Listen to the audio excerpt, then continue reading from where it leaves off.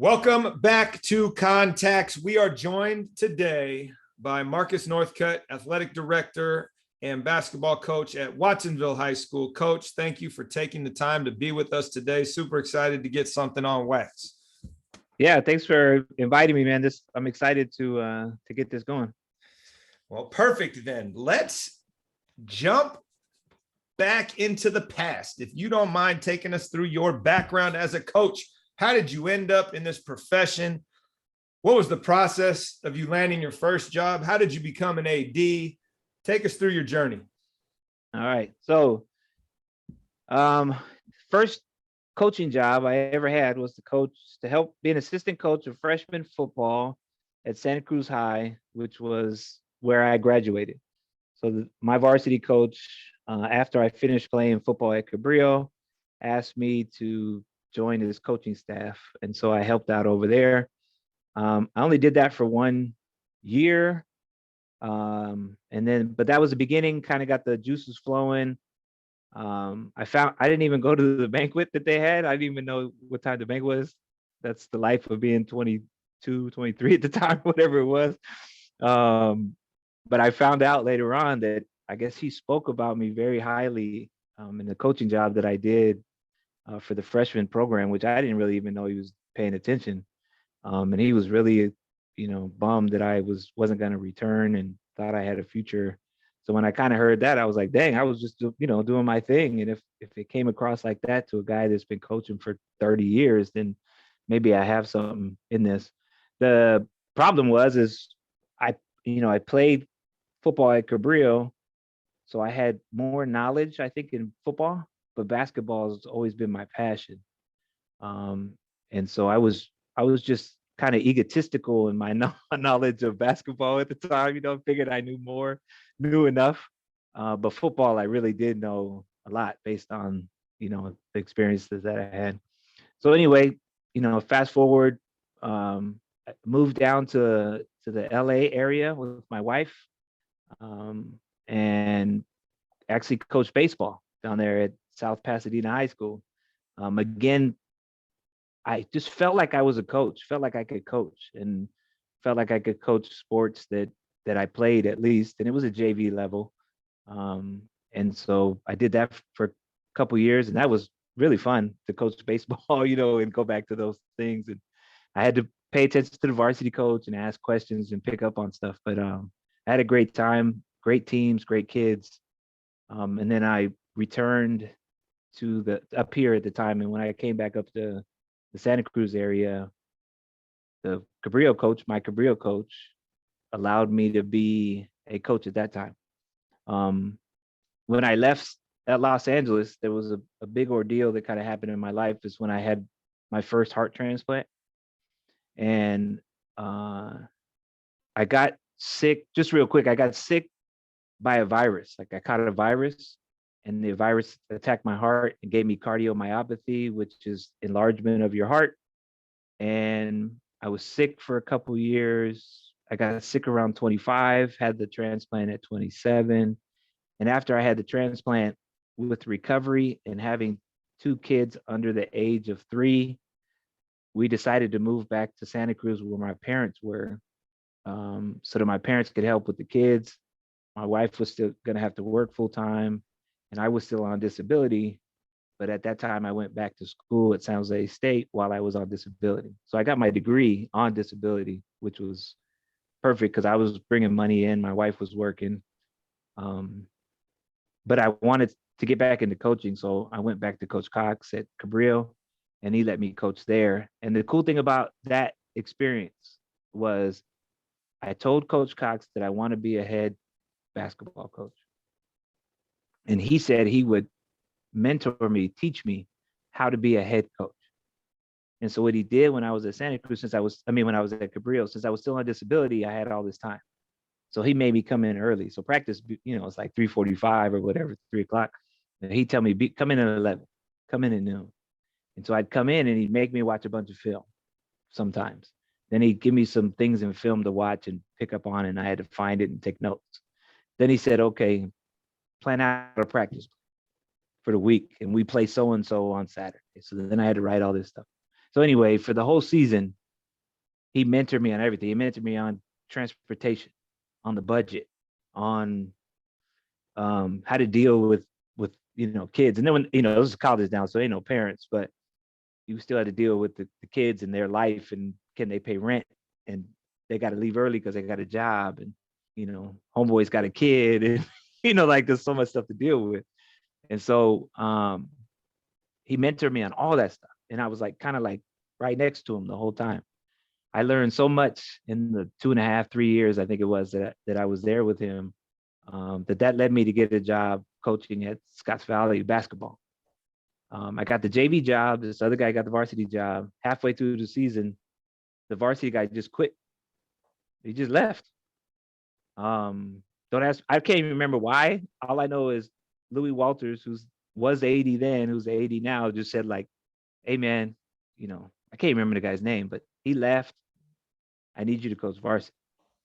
And so that was my first varsity basketball job. Was that way, and been doing it ever since. Went to SLV after that. That's where I became an athletic director. I was teaching P at the middle school, coaching girls basketball at the high school. And if you know SLV, they're basically, the two schools are on top of each other.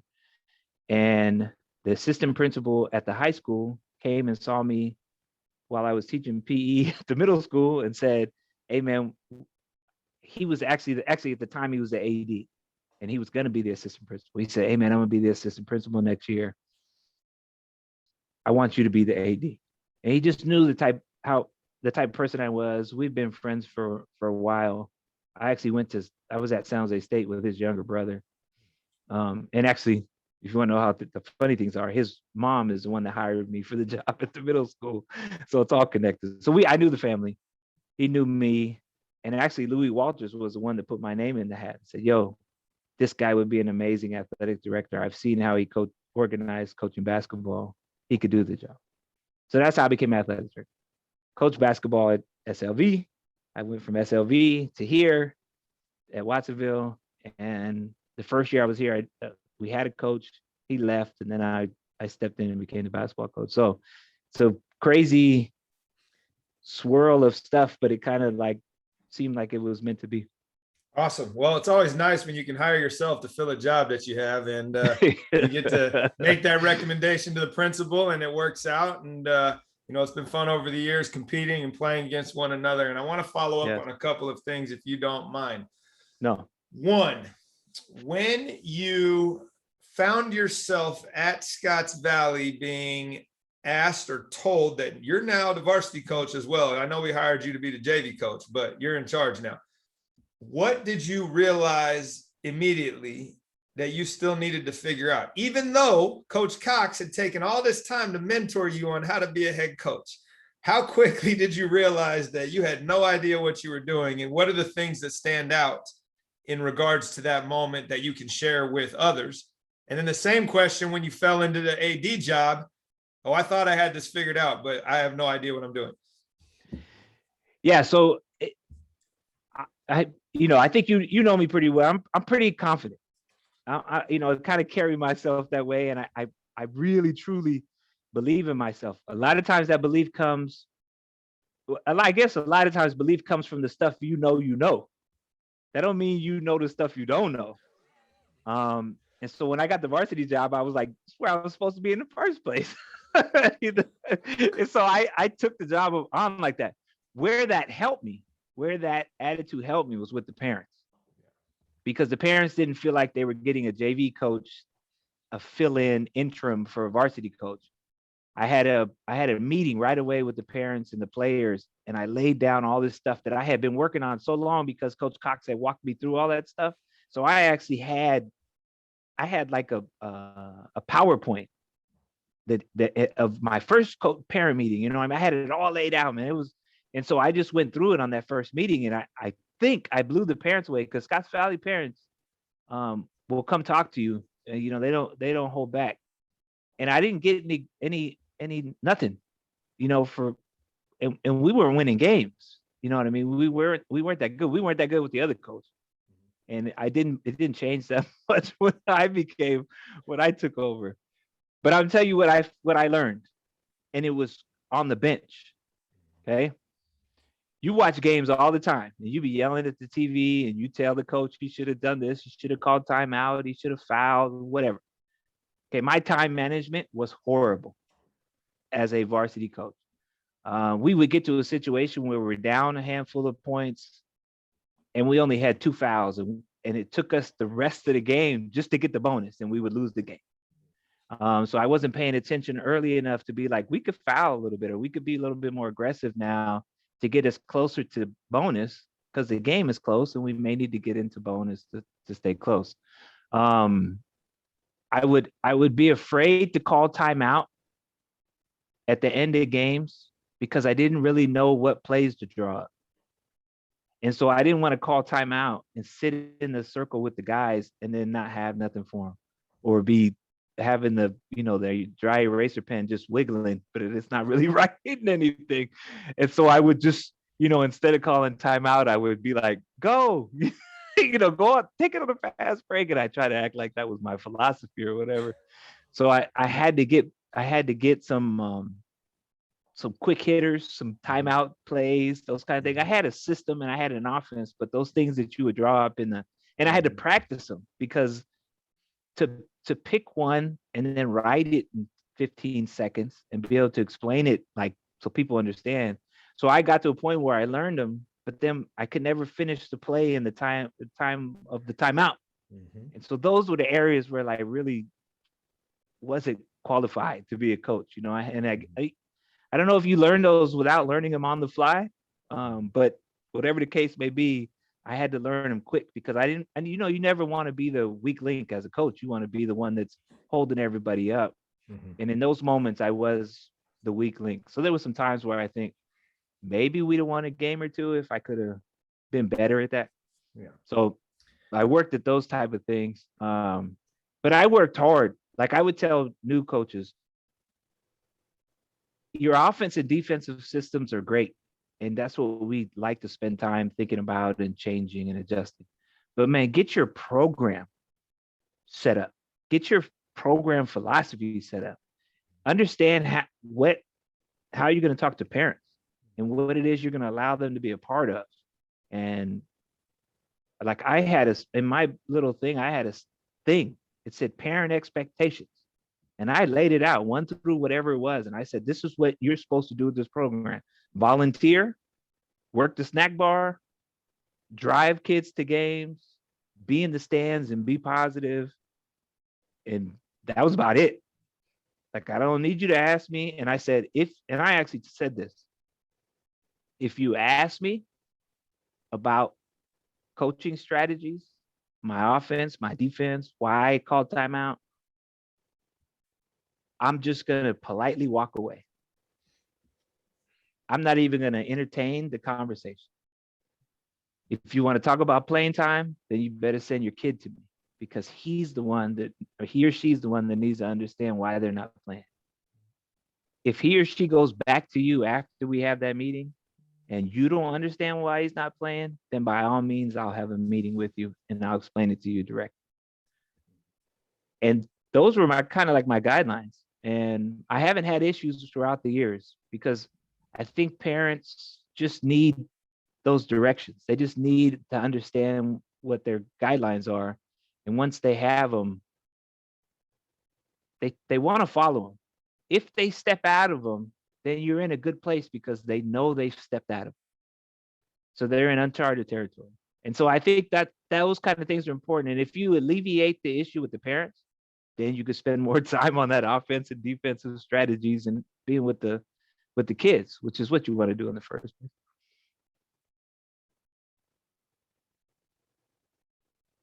I can't hear you. Thank you.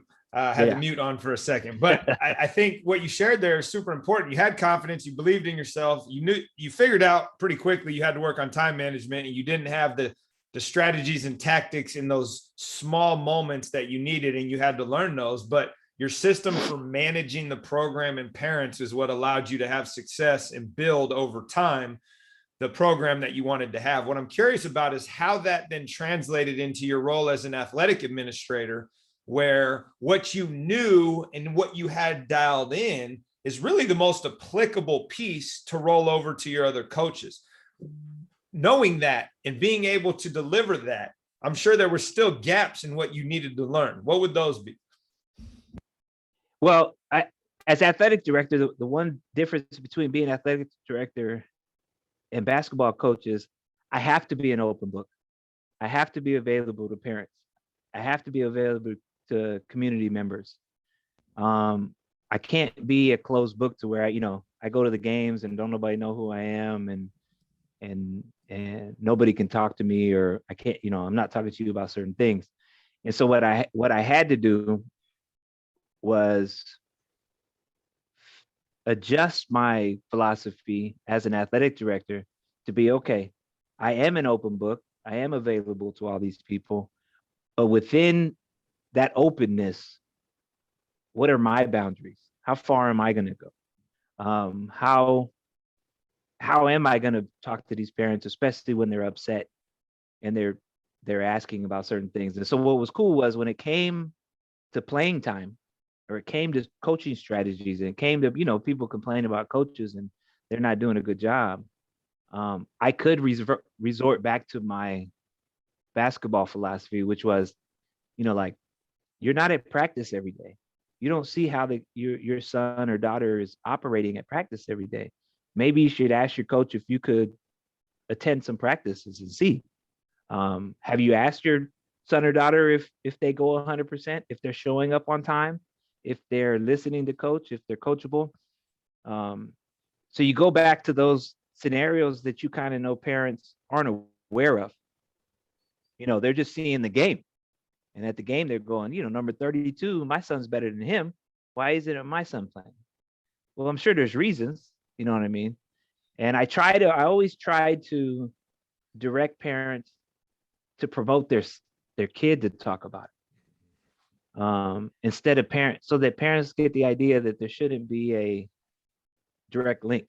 Like you're talking to me right now, as a parent, and I'm being polite, but your direct link is actually your kid talking to the coach first. And then from that point, you should contact the coach. You shouldn't bypass your son or daughter. And right now you shouldn't be bypassing your coach to talk to me. So those kind of boundaries and guidelines to set up as AD, and then so that you could always be consistent. Because the best thing about being athletic director, to be honest, is if you're consistent with how you handle everything, then you're pretty safe. Because what happens is the parents talk, the kids talk, and if you're consistent, that word gets out, and it'll be like, oh, Northcutt, no, he ain't gonna do that. You know what I mean? That's not something Northcutt's about. Mm-hmm. Or Northcutt's just gonna tell you to go talk to the coach. And when that gets out, then what happens is the culture of your school in athletics changes, and it kind of adjusts to the way you want it. And now we're operating. So now the athletic director, the coaches, the parents, kids, and administration are all on the same page. Mm-hmm. And when that happens, you don't have any issues. Mm-hmm. And one thing I'd like to share is when I was athletic director at SLV, we joined that Positive Coaching Alliance. And the Positive Coaching Alliance had a 3-tier thing where they would talk to the parents, they would talk to the athletes, and they would talk to the coaches. It was actually like training for all 3. Mm-hmm. After we did that training for a year, obviously the group that had the least amount of attendance was parents. But after we did that training, we called it a town hall meeting. And I put together this PowerPoint, and I had all of our coaches there, and I gave each coach, well, as many coaches as I could, a slide to talk about. I had to explain each slide to them and what it meant most of the time, but I had them present it. And then after the presentation, we had open forum and let parents ask questions. And what was really cool was they were asking questions that we would like to answer ahead of time. Like, hey, if I go to you about playing time, what are you going to do? And so what happened was I got to tell all of it. And there was a lot of parents at this town hall meeting. Mm-hmm. So I got to tell all those people how it would be if all of them came up. and it set the culture at SLV. And my coaches were like in love with me after it happened. Well, I don't want to say all of them, of course, but you know what I mean? Like it set a boundary or a situation where the coaches knew how to operate, the parents knew how to operate, and my admin actually knew how to operate to the point where they never said anything out of context to what we were doing because I shared all that stuff with them. And so you do the same thing with your basketball program, you know. I had to do the same. I decided to do the same thing with being athletic director. It's just a massive group to try to bring in. When you do your basketball program, it's really easy. It's, you know, and those people chose to be there, which is a lot different than what you might be dealing with, you know, an athletic group or whatever the case may be. But it's helped me out in the places that I've been coach and athletic director. So I suggest it as the way to go if you're having issues. Well, I think the big takeaway there is organization matters. Consistency is huge. Setting the expectations early and delivering them in advance, almost in a preventative fashion, so that you are already setting the tone of how things are going to be managed when issues come up. And it's like, this is the standard. This is how we roll. We're all in alignment. There's a chain of command. You're expected, you know, if your kid wants to know about playing time, it's kid to coach. And then if he doesn't feel that it got resolved, then okay, it's parent and kid to coach. And if still not resolved, okay, now we can elevate to the athletic director. But there's a system in place that you've thought out carefully that everybody understands, which gives the boundaries, as you said, for how we're going to be together. I think it's super valuable. And whether it's a big parent meeting or a consent document that everybody signs, you know, somehow, some way, the stakeholders are all in alignment. Whether they agree or not, they know where you're coming from. And I think going back to your other story about, you know, parents not being in the gym or not seeing everything and wanting to have those questions answered, I always led those parent meetings with, let's get one thing straight that'll make our relationship really easy. As the coach, I want to play the best 5 guys. As a parent, you want to play the best 4 guys in your son. So as long as we can understand that we have different perspective on that, then we're going to be okay, because I'm not trying to lose games. You're not trying to lose games. There has to be a little bit of trust, and we can muddle and get through whatever, you know, disagreements there might be if we understand where we're both coming from. So I appreciate you sharing that idea, that philosophy, and how that trickles down, not just from the coach, but from the AD and everybody else involved. It now leads me to this. Since you've been at a couple different spots, you've got in your career, you've had the opportunity to engage with a lot of different coaches, a lot of different philosophies, set your own, pick the way you're going to interact, adjust over time. You've obviously had some challenges in your own life, but what would you say is the best thing that you do within your program that has, let's say, the largest ripple effect on culture, but it's also appropriatable? I don't even know if that's a word, but hey, I saw this here and I'm using this because it's that powerful. Like, what's the best thing you guys do, or one of your coaches does, or institutionally you do, that you can offer to others?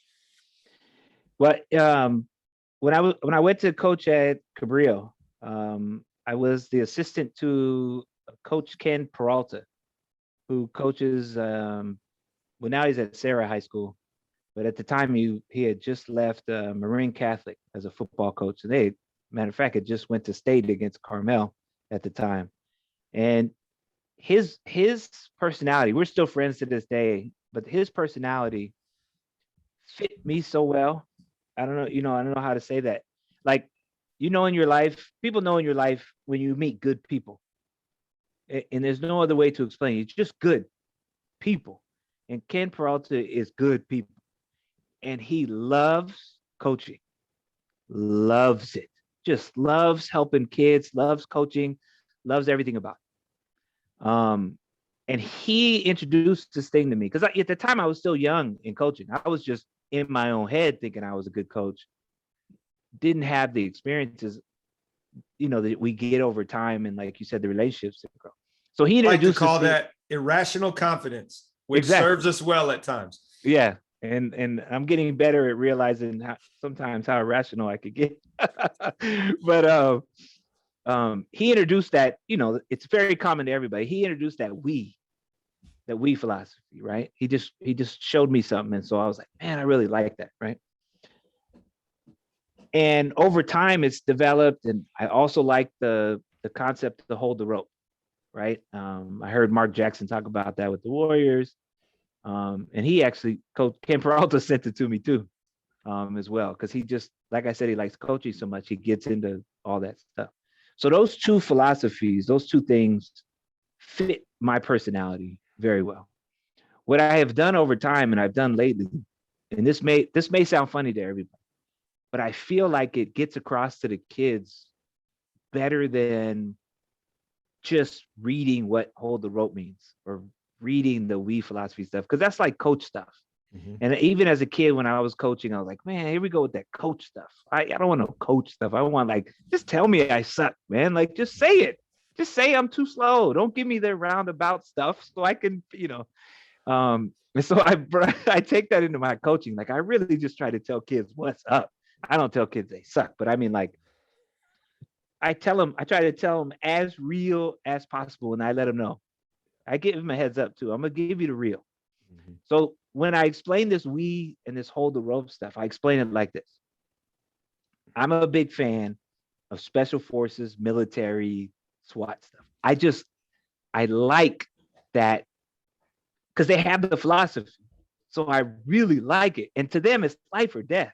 So you're not playing around when it comes to special forces. You know how they have those special forces groups that are like 5, 6 guys, and they, infiltrate a house and go get the one guy, the target and all this. And so I explained this to the kids, but here's the scenario, and it relates to the SWAT team too. When they break down that door, the first guy has a zone. The second guy has a zone. Each person through that door has a zone that they're responsible for covering. The first guy comes in and let's say he turns right. He's trusting that the second guy is coming in and has got his back and is turning left. Well, the second guy is trusting that the first dude is coming in and he's looking straight. And so on. Fourth guy comes in and he's looking up. Whatever the directions are, like, I don't know them specifically. But each one of them is responsible for covering their zone. And their brother's life depends on it. And I tell them it's the same thing that relates to basketball. Help defense. When I get beat on I'm trusting that my guy's going to rotate over and take that charge, which means he's trusting that the guy behind him is going to drop down and pick up the other post, which means I have to go past there. And if we're not double teaming, I got to go get that guy's guy. And everybody's trusting that it's going to happen. Otherwise, we can't play defense. I take it a step further with the kids. Everybody's trusting that you're going to go to class and pay attention and be eligible. Because if you're not eligible, then you can't cover your zone. Everybody is expecting you, is counting on you to be at practice and be on time every day. Because if you're not on time or you're not there, you're not covering that zone. Everybody's expecting you to prepare and to know your stuff.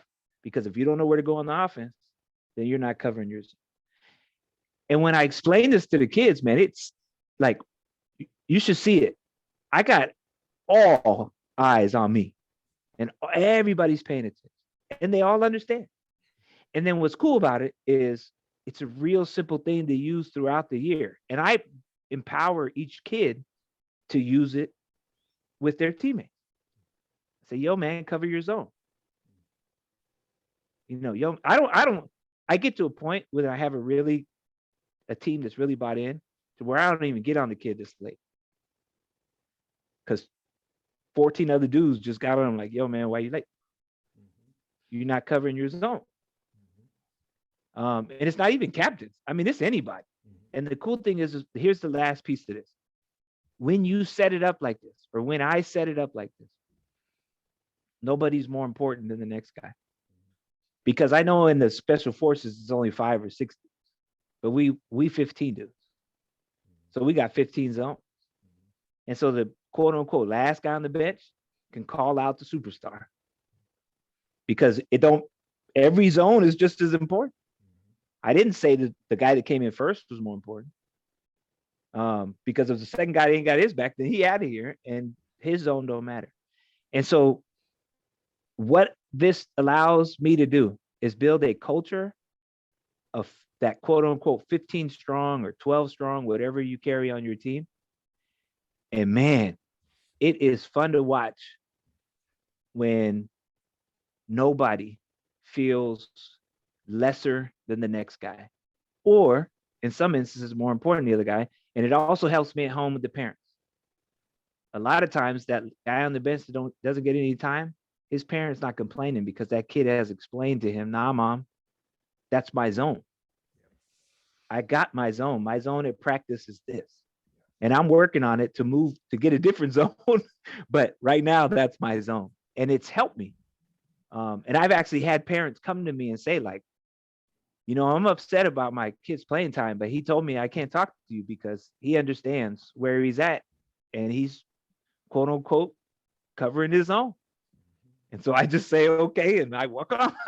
Yeah, no, well, it's great because the analogy is every kid's got a role, everybody's important, and you've actually created a structure in which to support that and emphasize that puts the burden back on the athletes, which anybody will tell you, right? A team coached by the athletes is going to have more success than that one coached by the coaches, right? Because they're all bought in. And so your point of the last guy on the bench can hold the best player accountable, that's when you have your best teams. When that guy stops practice in the middle, not the coach, the kid, yelling at another kid across the gym, like, yo, man, that's BS. Like, you got to be better than that. Like, that's what you want. You've created that structure by laying that groundwork early for the guys. And it's something that's super important. And I hope people can take and think about in their own way and utilize that concept to support their programs. As you wander around campus and observe other coaches, other sports, are there things, and hell, you used to coach football, you used to coach baseball, but are there things that you have been able to take that transfer from one sport to another that maybe before you wouldn't have thought they would, but serves as an example for others to like get outside of our tunnel and look a little bit wider, because there's all kinds of techniques that are available through other sports. Yeah, I mean, heck, classroom, whatever. Yeah. You know, it's funny. When I was playing in high school, I always paid attention to other teams. I always paid attention to what they did and whatever case may be. I do the same thing now, but now I'm looking at it from a coach lens. For example, one thing that I just loved, I played at Santa Cruz High with Coach Newell, right? Coach Pete Newell Jr., who was pretty laid back. You know, he wore sandals on the bench and, you know. Birkenstocks. Yeah. Birkenstocks and, you know, and we didn't have team bags and, you know, we just kind of showed up and it's what we, you know, the one thing was we were always really good. So it didn't matter what, it was kind of like a cool surfer guys walking in the gym, how they look and, you know, whatever the case may be. But I always loved the private schools. Private schools got their sweaters and their ties and they all wearing the same thing. They got matching bags. They came out with team shoes and that kind of thing. So anyway, those are the kind of things I pay attention to.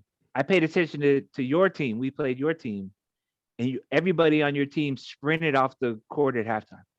I loved it. I thought it was cool looking. And I thought it was important. And so I try to implement that for my guys now. I want them to sprint off the court too. We're going to try to beat you to the door next time. But I like the idea and the concept and the thought. So I watched the team when I first started coaching, when I was at Scotts Valley, and I watched the team and everybody on the bench stood up when the sub came out. I took that. I was like, man, that looks sweet. And so I took that. So anyway, those kind of things I pick up on. The football coaches here, they have a thing that when they stop talking or they ask questions to the kids, you know, like, we got to work harder today. Isn't that right? And then a whole team goes, yes, coach. And I was like, oh, I like that, sweet, because they're paying attention. I didn't do that before. I just talked. And then you naturally at the end of your thing, you say, okay. Kids just shake their head up and down or do whatever. And you don't know that you really got a response. So I kind of like that from the football team. So I've kind of tried to implement that. So Well, anyway. on that point, coach. Yeah. What you used to do is just talk and say, okay. I stole some a few years ago from going to point guard college, where at the end, whatever they're saying, they always end with, what questions do you have? Oh, okay. Right? The way you phrase that is almost saying, I know you have questions. Let's hear them now, versus, does that make sense? Nobody says it. It's actually inviting them to ask that follow-up question. So I think it's super thoughtful, right? As you're paying attention and you're watching people, what do you see that has a major effect that you can implement to enhance the experience of both you and your athletes? And so I think all those lessons and examples you shared are simple, but they are transferable. So appreciate that. Couple questions that are going to be combined here, and more so because you wear a bunch of different hats. But the thing that I'm curious about is twofold. One, how's your approach changed over the years, right? We grew up in an era where it was kind of the back end of the coach is always right. It's kind of dictatorial, but you just do what you're told, to an era now where everybody wants to know why, because they have access to all the information. And it's not that they're questioning you. They just like to understand. And so how have you changed? How's your approach changed? And then more importantly, this is more of a kind of a life skill question of, we always got to be willing to try to figure things out and grow. What have you most recently changed your mind on? Just in general. Like, I used to be over here and now I'm here because for whatever reason.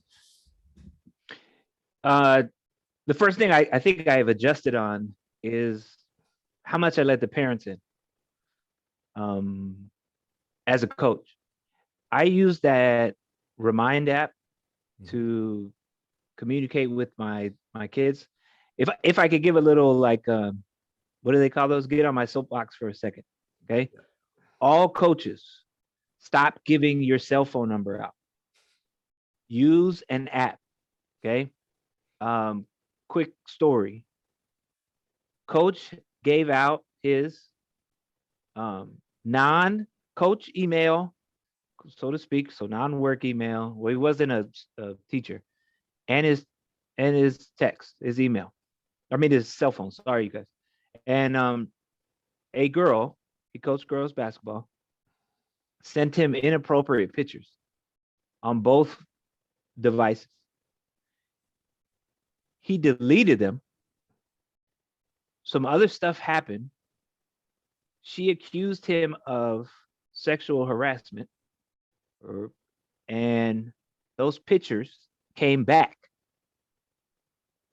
in the lawsuit, and he went to jail. After he was in jail for several years, the girls admitted she made it up. She did send the pictures, but she made up all the other stuff. She had some issues going on. If it's sent to an app, it's not on your phone. It's quote unquote on your phone, but not on your phone. And you set that app up to be for basketball business only, or for whatever sport you're doing only, which means the student is inappropriate for using it as a personal vehicle. Can't do that when you give away your cell phone number. Just be careful. So anyway, back to the story. Off the story. Off the soapbox now. Back to the question. Yeah. I just saw it happen, and it was a friend of mine, and I just saw it go so fast, and I was like, that's ridiculous. So anyway, I use the Remind app, and I have set up an account that is for me to talk to parents. And what I do is I preempt questions by sending like a weekly schedule and a weekly informational scenario out on Mondays or Sundays or whatever the case may be, just letting them know what we're doing this week, what time practice is this week, who's working the snack bar this week, or if I need somebody to work the snack bar. And so I have involved the parents a lot more. That's where I've changed. And I have allowed parents to ask certain questions with that vehicle, which is different than before.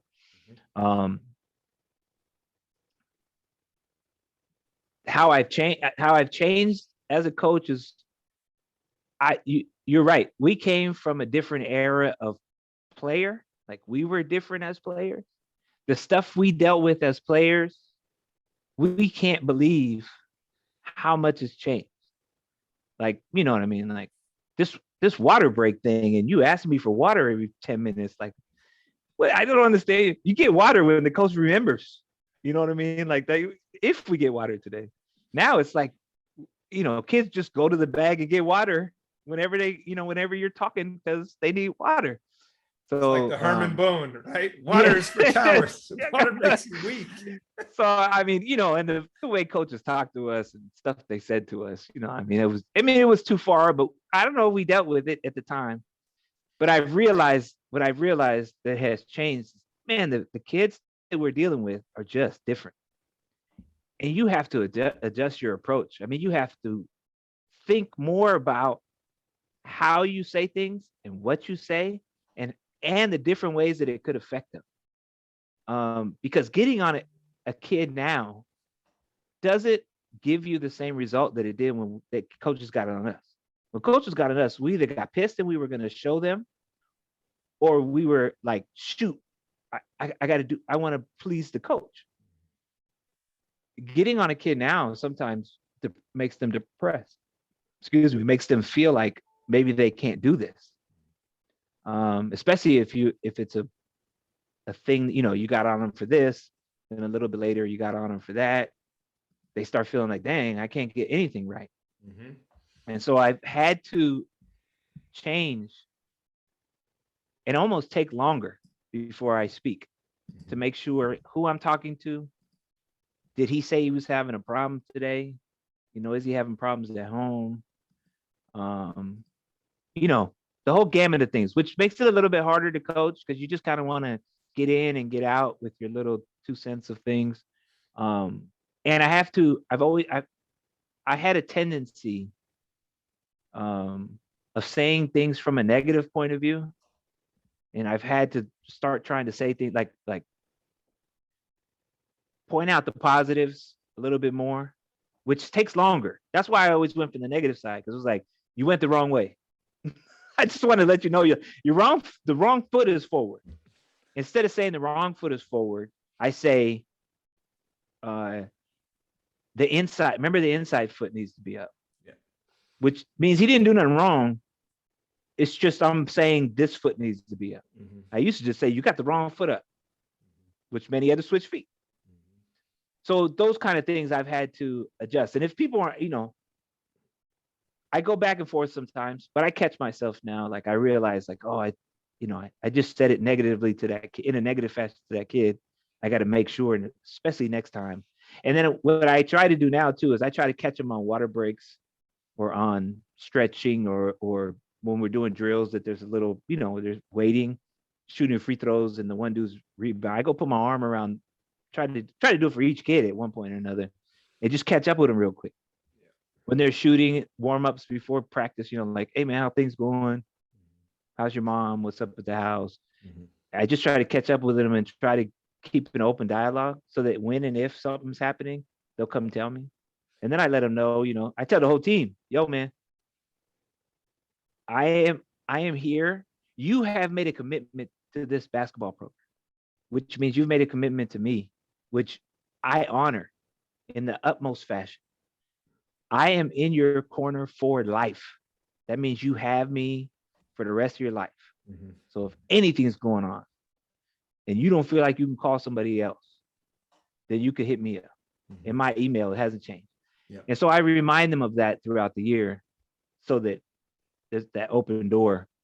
And if I could get in those problems ahead of time, then a lot of times they don't become big issues. And it helps with the coaching. You know what I mean? It helps me remember that. Yeah, for sure. Well, I think you build a lot of social capital when you do that by being about the athlete and not necessarily just about the outcomes. And to that point, as you develop those relationships, and you're not, this has come up a couple times on the pod when our old players come back and watch us now and like, coach, you're soft. Like, what happened to you? Yeah. Right? It's not that we're soft. We've just realized there's a better way to do things, and that you know, if you want athlete to do X, there's a way to do that for John, and there's a way to do that for Pete. And it might be different, and you got to adjust. Where before it was just kind of like, no, this is how we do things. And, you know, at the end of the day, we're trying to build good humans and adults that are going to contribute to society. And in your case and mine, basketball is a vehicle. Sports are a vehicle to teach leadership, to teach followership, teach you how to be part of the we, bigger than yourself. And, you know, it sounds like that's what you figured out, and that's how you've adjusted. I'm going to ask something that it might be a little bit sensitive, but you're always going to keep it real. So it's something you're uniquely positioned to offer. But as you go back and think about your career, if you could advise your younger self or anybody else, especially given the real life scares you've had in the last couple of years regarding your own health and your own mortality, what would you offer and what would you invite people to think about in terms of how you approach the job, people, day to day, etc.? What's front of mind for you now, knowing what you've been through the last year? If I went from that first year at Scotts Valley, you know, the first year at Santa Cruz coaching football was different because I was assistant coach. So, you know, you get to fly around and be the cool guy, and then the coach always makes up for you. But that first year at Scotts Valley, when I got pushed into coaching varsity, to now, the difference to now, because at that point, even at that point, I had that first scare, but it was my first head coaching job, and what I was doing was thinking coach. I was thinking me. I was thinking how this reflects on me. You know, we were losing games, and I'm like, people are gonna think I suck as a coach because we can't win.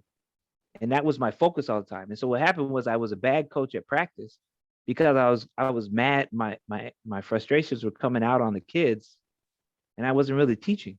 So I wasn't making them better because my angers were on top. So what I would remind my young self, or what I wish I would have learned earlier, was one, focus on the kids first. The first objective is to make them better individuals so that they will be have a positive effect on our society when they leave you. I want to focus on that first. When I first get a job, I want to focus on that. Once I focus on that, then I've built a culture and a relationship with the kids to where now I can really teach basketball or football or whatever the case may be. I did it backwards. I was trying to teach the sport. They were too slow in getting it. Means we were losing games. So now I was just mad. So the next practice, I'm just mad. Well, anger doesn't help none, especially if I'm the one that's mad.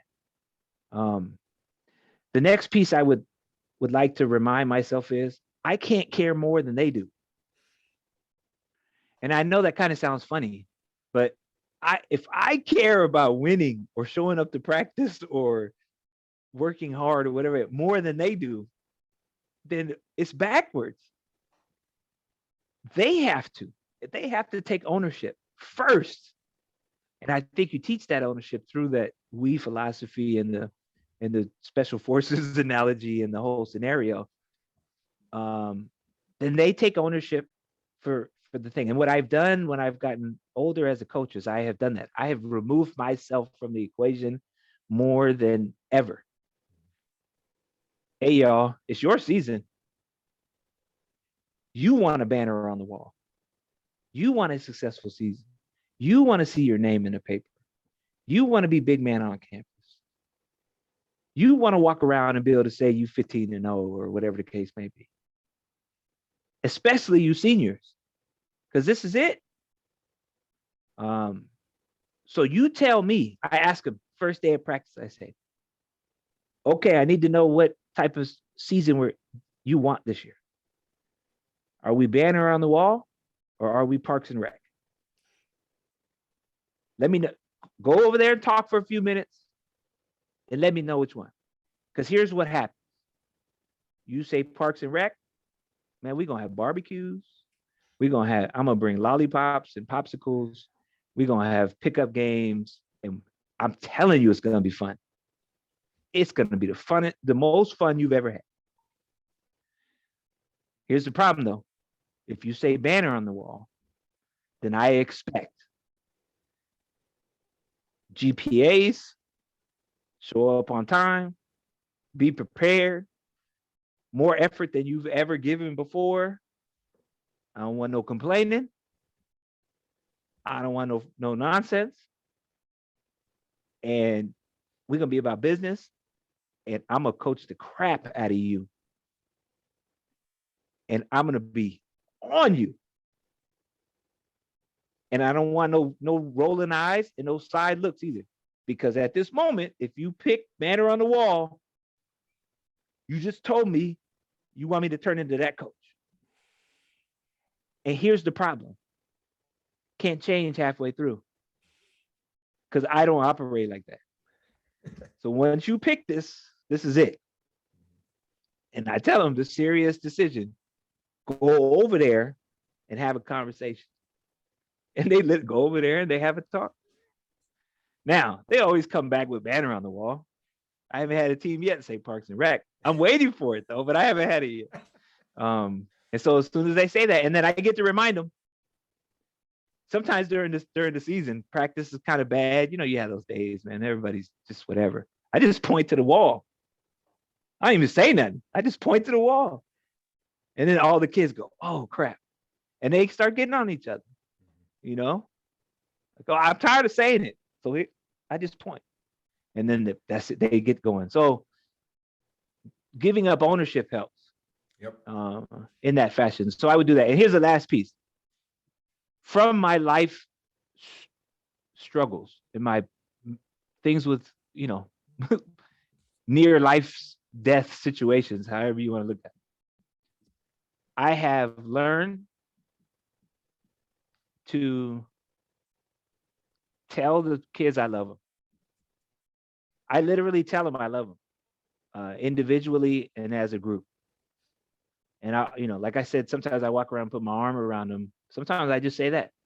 I go, hey man, you know I love you. You know I'm in your corner. And I just want to build that connection with them. And I do love them. I mean, you know what I mean? Like all the time we spend with them, the things that they're actually sacrificing and giving to us. I mean, I'd be an idiot if I didn't have love for them and what they're doing. It wouldn't be fair. So I've learned to do that. And doing that, as uncomfortable as it starts, especially boys, you know what I mean? Saying guy to guy or whatever. It's opened up a lot of doors and it's made the kids much more comfortable with me. And I think our relationships have grown because of just saying those words. I don't wear it out. Ain't like I say it every day or anything, but there's moments where it feels necessary. Yeah. And sometimes it picks them up at the end of practice. Yep. You know, so anyway. Well, I appreciate the vulnerability and you sharing that. And obviously you've had a very unique journey with your health and the, you know, the transplant and the things that you have to deal with. And so coming to grips with that and realizing how it can really affect the growth of the kids we're trying to serve is really important. I appreciate you sharing that.